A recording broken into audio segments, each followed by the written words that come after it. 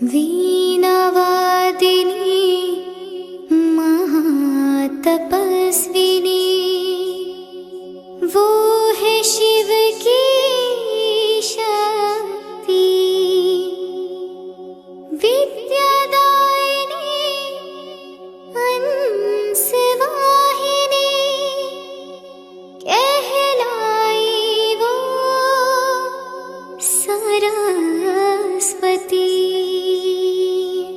ओम शांति।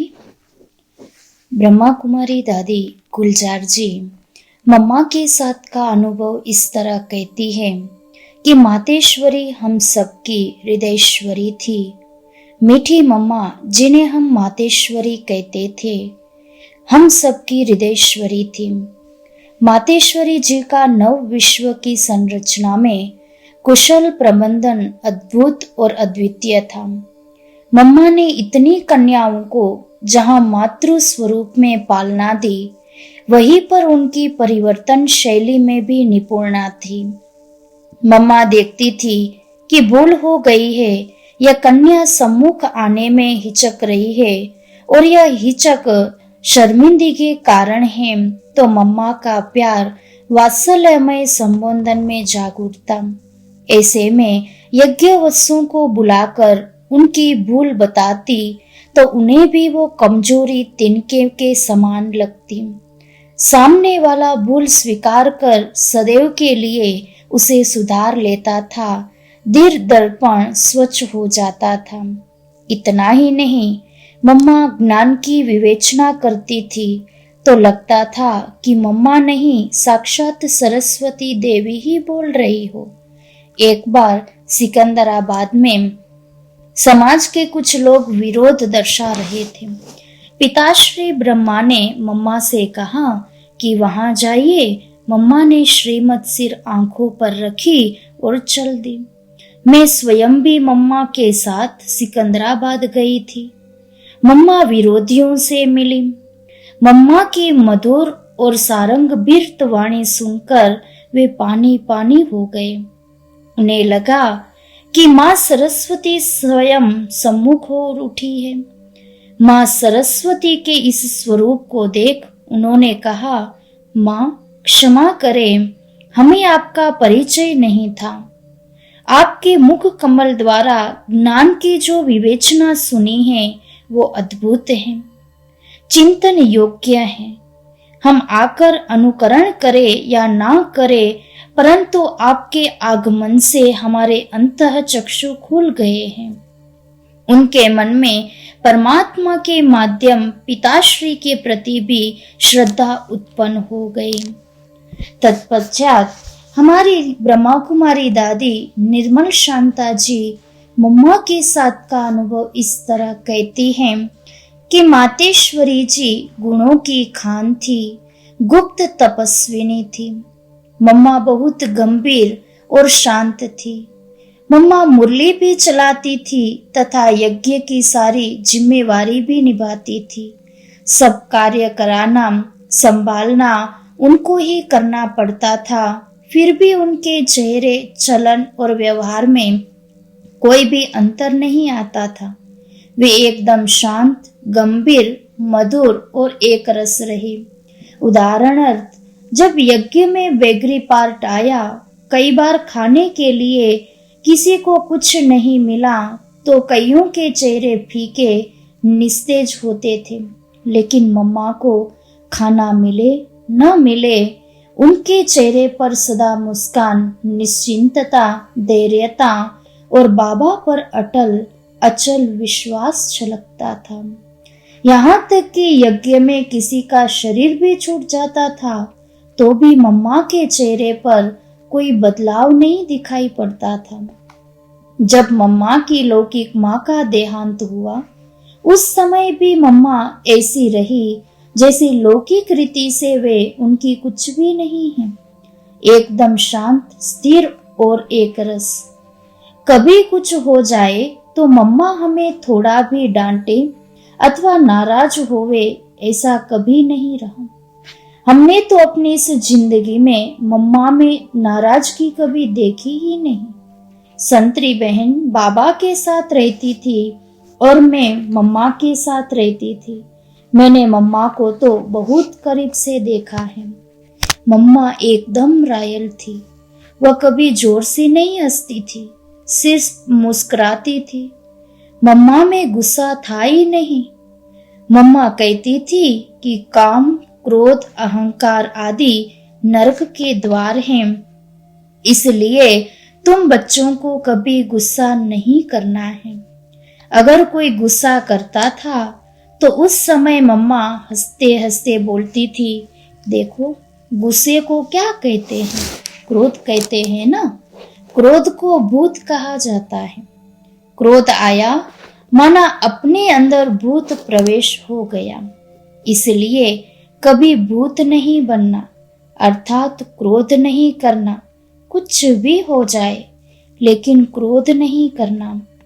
कोई आवाज से बोलता था तो मम्मा उसको प्यार से समझाती थी, देखो तुम आश्रम में रहते हो, ऊंची आवाज से नहीं बोलना चाहिए, बहुत धीमे से बोलना चाहिए, शांति से बोलना चाहिए, बहुत कम बोलना चाहिए, मीठा बोलना चाहिए। यदि किसी ने कोई बड़ी गलती भी की हो तो भी उनको कहती थी, इधर आओ, यह ठीक हुआ। जो गलती करेगा भला वो कैसे कहेगा कि यह ठीक हुआ। मम्मा कहती थी, आगे के लिए ध्यान रखो, दोबारा ऐसी गलती नहीं होने देना। मम्मा कभी यह नहीं पूछती थी कि यह गलती क्यों हुई, जो हुआ सो हुआ, लेकिन उसको प्यार से सुधारने की युक्ति और शक्ति प्रदान करती थी। इस प्रकार प्यार से, इशारे से उस व्यक्ति के हृदय का परिवर्तन कर देती थी। मुझे साक्षात्कार तो नहीं होता था, मगर मैं जब भी मम्मा को देखती थी तो मुझे लगता था कि यह लक्ष्मी ही बनेगी, यह सतयुग की महारानी है। मैं सेवा नहीं करती थी, सहजादी जैसे रहती थी। मम्मा मुझे मुस्कुराते हुए कहती थी, जाओ बच्ची, उनको ज्ञान समझाओ, सेवा करोगे तो मेवा मिलेगा, जाओ उनको बाबा का ज्ञान सुनाओ। इस प्रकार मम्मा ने मुझे ज्ञान समझाना सिखाया, सेवा करना सिखाया। मम्मा बहुत गुणवान थी। वह गुप्त तपस्विनी थी।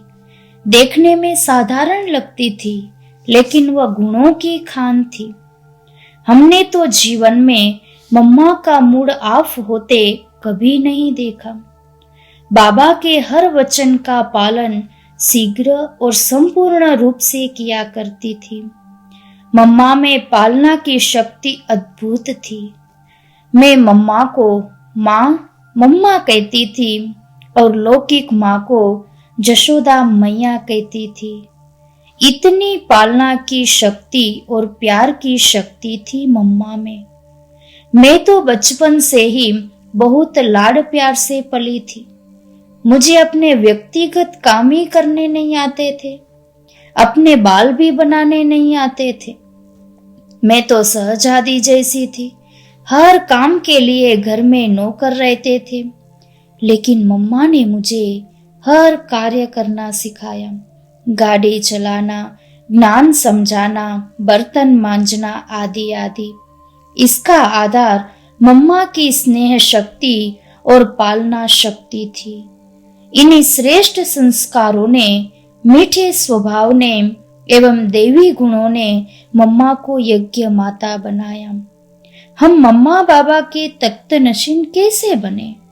पहली बात है, कोई भी गलती न करो, काम, क्रोध आदि का अंश मात्र भी न हो, देह अभिमान न हो, निरंतर अशरीरी स्थिति में रहो, दिल से बाबा को याद करो और सेवा करो, तब मम्मा बाबा के तख्त नशीन बनेंगे। मम्मा की तरफ से ब्राह्मण परिवार के लिए मेरा यही संदेश है कि मम्मा हमेशा कहती थी, क्रोध भूत है। बाबा के बच्चों, कुछ भी हो जाए परंतु क्रोध नहीं करना। अगर कोई नुकसान भी हो जाए तो उसको भी प्यार से समझाओ।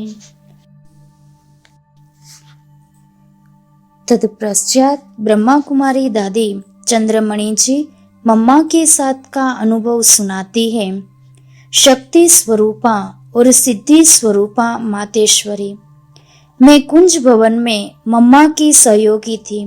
इसके कारण मुझे मम्मा के साथ का संग रहने का, उनसे सीखने का बहुत अवसर मिला। मम्मा के हर गुण मुझे बहुत अच्छे लगते थे। मम्मा तो सच्ची योगिनी थी। कभी व्यर्थ बातों में, व्यर्थ कार्यों में समय गवाए यह हमने मम्मा में कभी देखा ही नहीं। हर किसी के गुण देखना, अवगुण न देखना, न वर्णन करना, दूसरों को ज्ञान समझाना, शिक्षा देकर किसी का जीवन बनाना, कन्याओं को निडर और शक्ति शेरनी बनाकर बाबा को समर्पित कराना, ये सब विशेषताएं मैंने मम्मा से सीखी। इस प्रकार हरेक भाई बहन के गुणों से प्यार करना मैंने मम्मा से ही सीखा। मम्मा की समझानी सदैव बेहद की होती थी। उनका भाव सदा अनादि और आदि का होता था। हर बात को, हर व्यक्ति को वे बेहद के रूप में देखती थी। मैं समझती हूँ कि मम्मा में इतने सारे दैवी गुणों की धारणा का कारण यही बेहद की दृष्टि, वृत्ति और भावना थी। मम्मा निर्भय बहुत थी। वह कभी किसी से डरती नहीं थी। शक्ति स्वरूपा थी, सदा योग निष्ठ थी। कर्मेंद्रियां सदा उनके अधीन थी।